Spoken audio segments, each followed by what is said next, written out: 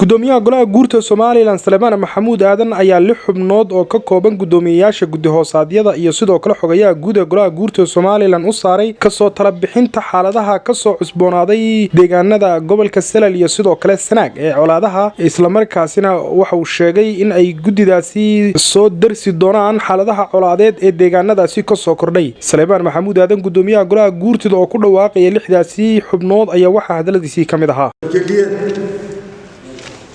خصوصاً لو قبلنا التلمام برية قلبات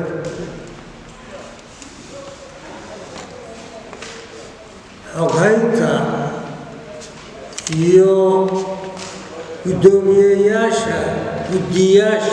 غياش الأرنتا سوء تيدا السوء تغا وحي kala soo bixi kartaana soo jeediye oo yeynaan la sugin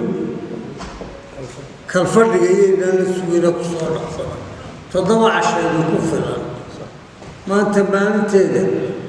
wayda ku filan tahay arrintaa bal wixii aynu ama ka qaban karno ama ku talin karno 7 casho ku timaado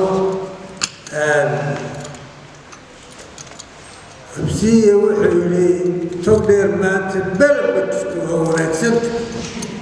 إلا كان يقدر كانوا فرساد تشري زي ونكسبت هو عافمات الله يقول هو عافمات باقي كسيد عيني رجل النور باهو ونكسنا ساكو وحولي وريانا أول كما في الليلة أنا الحوتشي وين بحوجينا قضيه سارده غددي كان اكو سو درساتو تلada xoojinteed